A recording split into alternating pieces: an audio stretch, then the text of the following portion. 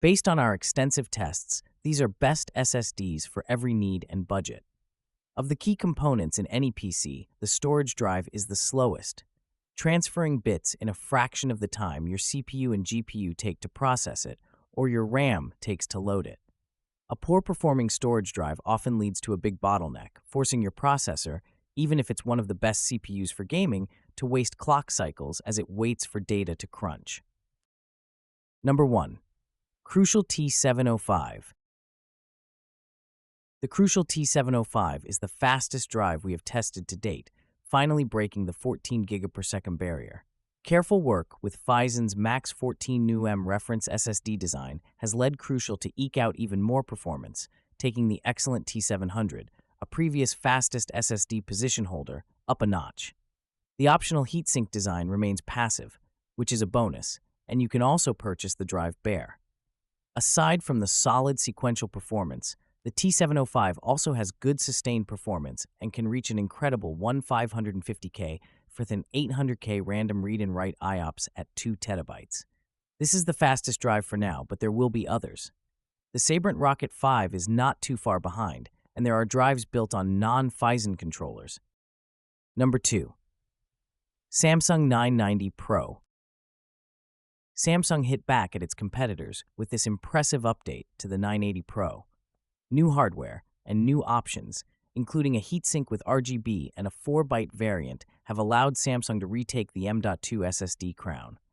Performance is excellent across the board, setting a few new performance records, such as with 4K random read performance. In our testing, the drive was consistent, power-efficient, and cool. Samsung has also updated its software for this drive, giving it the best SSD toolbox available, and the drive is backed by a competent warranty and decent support.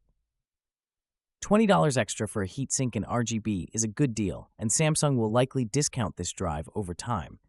Competing PCIe 5.0 drives on the market offer faster performance, but they still carry a premium. Number 3. Adata Legend 960 Max. At first glance, the Adata Legend 960 Max seems like just another drive among many. That's true, as there are better drives in almost every category. There's faster drives, drives with more IOPS, more efficient drives, etc. What the Legend 960 Max does right is typically of little interest to desktop users. It has good sustained performance and runs cool while maintaining that speed. It also has DRAM, living in a world where DRAMless drives are becoming more popular and are affordable but aren't always ideal for heavier workloads. The fact is, this drive is quite consistent, which is potentially useful for NAS and even workstation use. Number 4. Team Group MP44L SSD. While the Team Group MP44 is the value champion if you want the newest hardware and the fastest PCIe 4.0 speeds, going with its smaller sibling, the MP44L, is a good choice if budget is your top priority. Neither drive has DRAM, but both perform well enough that, in most cases, you'll notice no difference between the MP44L and more expensive drives. There are no real performance pitfalls here, and further, the drive is efficient and single-sided for laptops or the PS5. It's an easy pickup on sale. The downside is that there are faster DRAMless PCIe 4.0 drives around, like the Lexar NM790, AdLink A93, and Patriot Viper VP4300 Lite. However, extra power is often inconsequential if you're on a budget. Number 5. Crucial T500. Now that Crucial has finally brought out the 4TB SKU for the T500, it can replace the T700 on our best SSDs list for the best 4TB SSD alternative. The T700 is still a good choice for this, but the T500 is better for a few reasons.